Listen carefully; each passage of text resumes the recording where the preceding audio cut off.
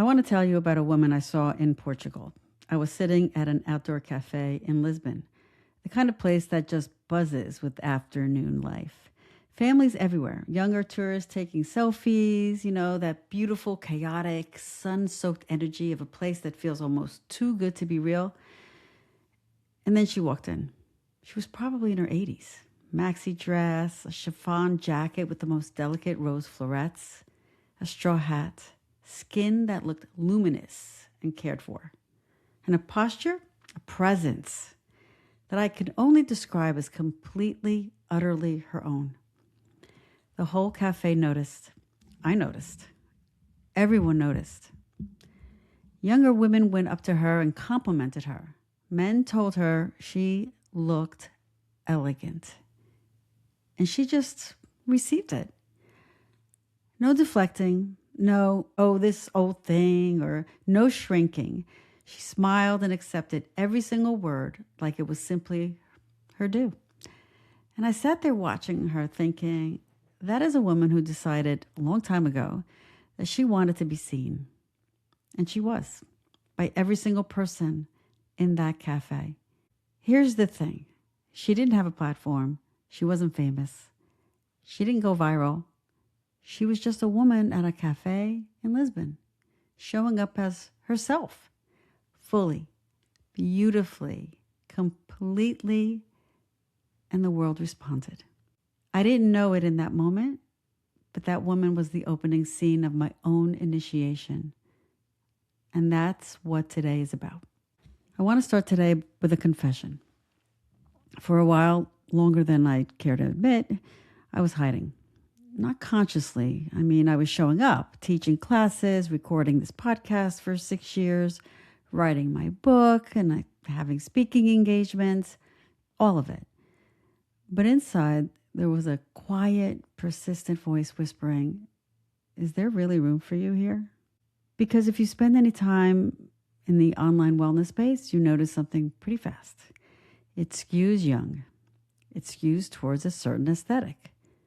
And the algorithm, God bless it, but is it not exactly, it's not exactly falling over itself to amplify women in their 60s or 70s or 80s, like that beautiful woman in Lisbon.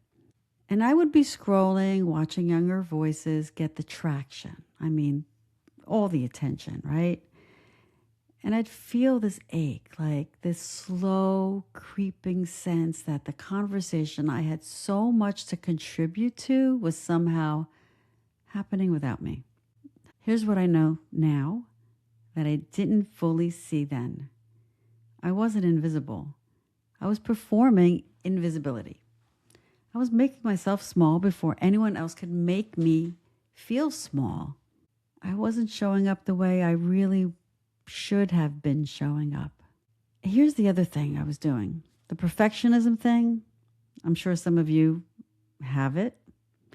Everything had to be ready. Like the system had to be perfect. The strategy airtight. The desk had to show up right. The energy had to be great.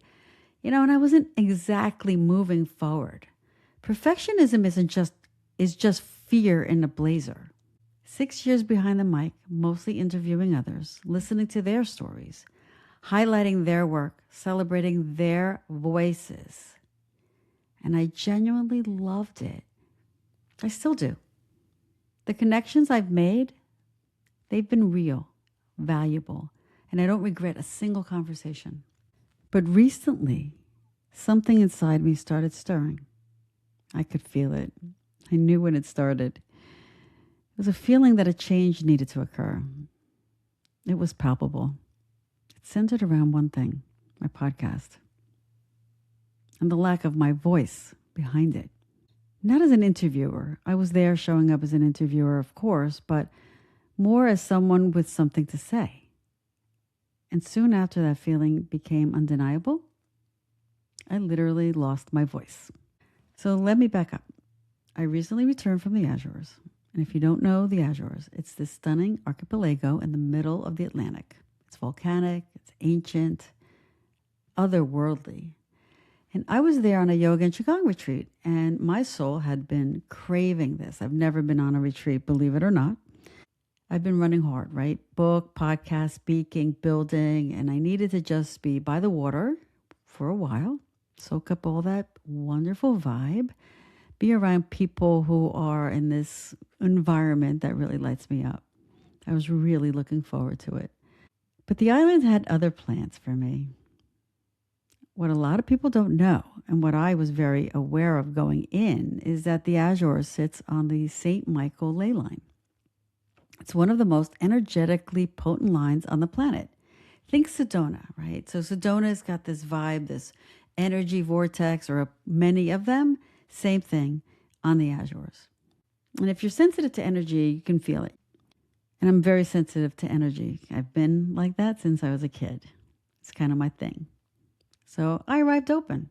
I'm ready. I said, I'm ready to receive. I'm open. Let's do this. I was ready to rest. Within days of being there, I lost my voice. Not only that, I felt my body change. It was aching. I had these little muscle aches going on. Not to the point that I felt I was viral. It was just energy kind of moving through and shifting something.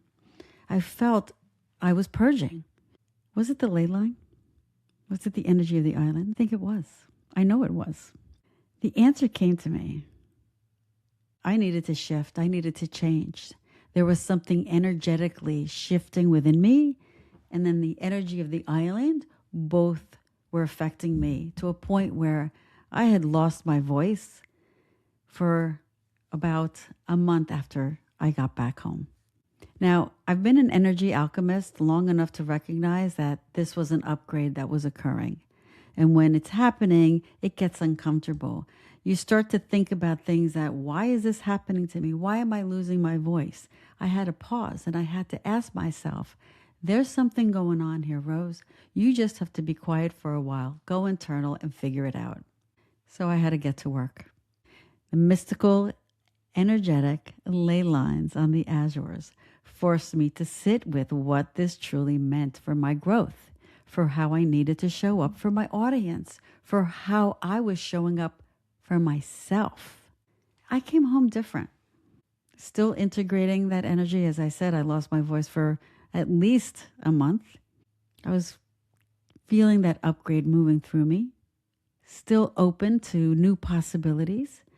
The messages were loud and clear in some aspects, and I was struggling to hear some of the others, but I was open to just pausing and allowing and not forcing. And that's the key. When you're going through a shift, you don't grasp because there's nothing to grasp. You wait, you are open, and you receive, and you will know. You will hear it, you will feel it, you will know it.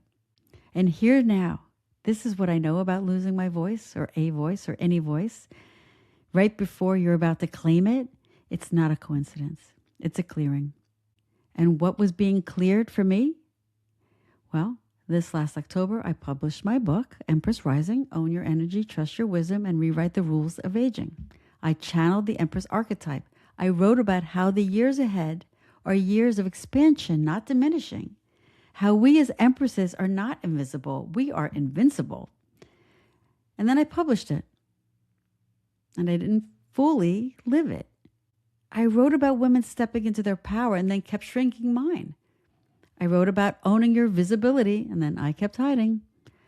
The message woke me up when I was writing it, and then I filed it away like a memo to self that I wasn't really ready to act on. The Azores made sure I was ready. Because here's the truth I sat with in those volcanic mountains, voiceless and achy and stripped of every excuse. I had been waiting until the system was perfect. Waiting until I felt completely ready, waiting for an algorithm to decide that I mattered, waiting honestly for permission. That's right, permission. Eventually, I decided I didn't want to wait anymore. Here's what I know now that I didn't know fully before. My age is not my liability. It is my greatest credential. The women who need what I have to offer are not looking for someone younger.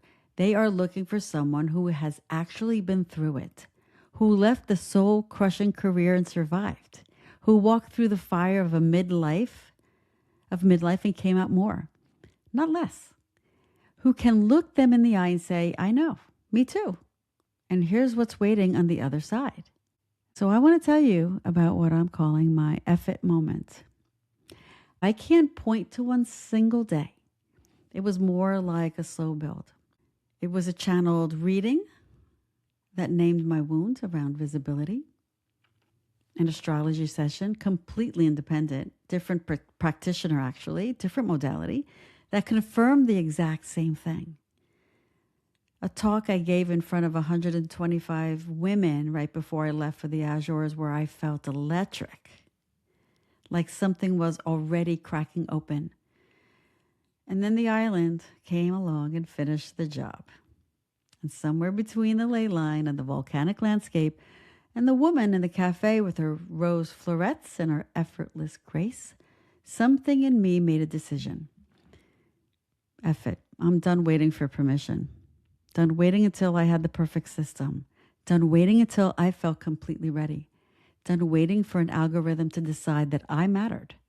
Done making myself smaller so that other people felt more comfortable. The culture that tries to make women like us feel irrelevant, it's afraid.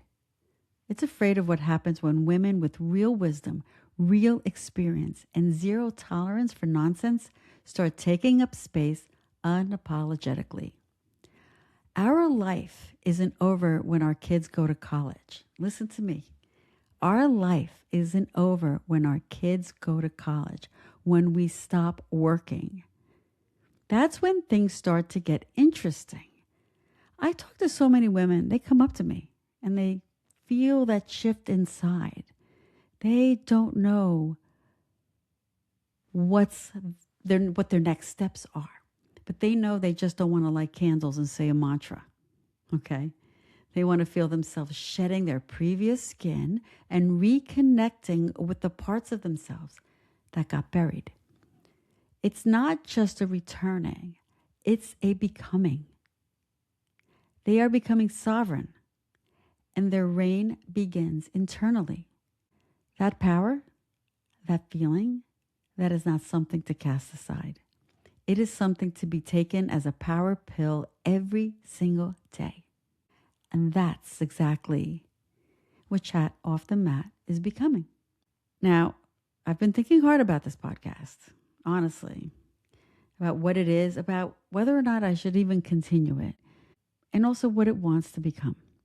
A lot of thought has been going into this podcast, but I've dedicated a lot of time. I've invested a lot of time in it, and I've seen the growth.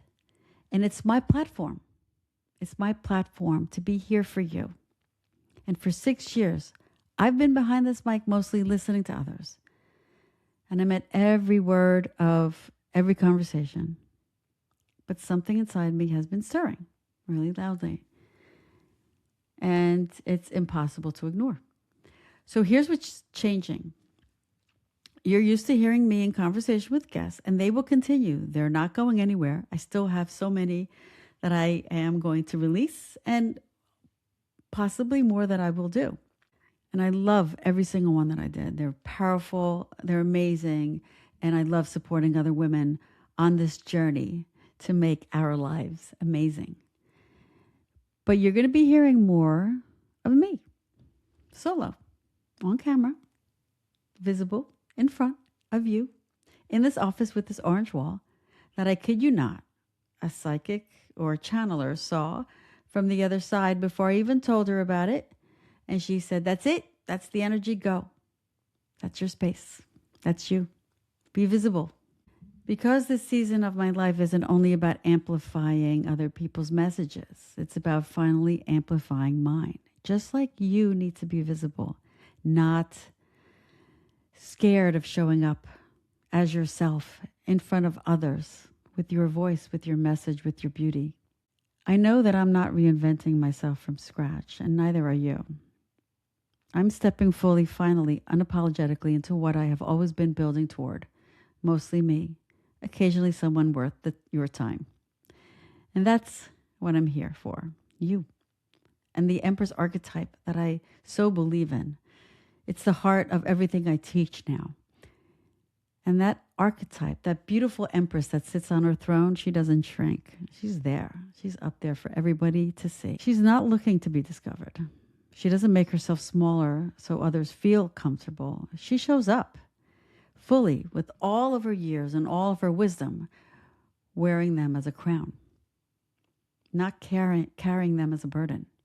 That woman in that Portuguese cafe, she knew this.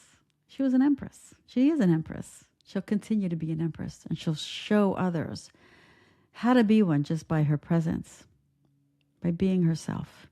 So here's what I want to leave with you. Where are you hiding right now? What's the thing you've been waiting to say, to do, to launch, to share, waiting until it was perfect, waiting until you felt ready, waiting for someone to give you permission? Okay? No more that P word. We don't wait for permission. The younger woman or the woman a few steps behind you on this path, she's out there right now looking for someone who has actually been through it, who can say, I know. Me too. And here's what's on the other side. That someone is you. Your effort moment doesn't have to look like mine. It doesn't need a volcanic island or a lost voice or a purge at the end of the Atlantic. It can be quiet, internal, just a decision. But when it comes, and it will come, I hope you recognize it for what it is. Not a setback, not an inconvenience, but an upgrade, a change, a shift, a transformation. When you come out the other side, even when you're going through it, I hope you do exactly what that elegant woman in Portugal did without even thinking about it. Walk in, own the room, accept the praise with grace. Your crown is waiting, and I want to hear from you. This podcast has never been just about me, and it's not just my guests. It's about you, the women out there right now who are feeling this exact thing, the ones who are feeling that stirring inside, who are ready to shed and become and reign, who are looking for something that doesn't just inform them, but ignites them. If that's you, reach out. Please reach out. Tell me your story. Tell me where you're hiding, what your effort moment looks like, what your throne looks like from where you're standing right now. Because this show exists to help you get there, to the throne that has your name on it. I'm Rose Wippich, energy alchemist, Reiki master, Qigong teacher, and author of Empress Rising. This is Chat Off the Mat, and I am so glad you're here. Wear your crown proudly and live the magic.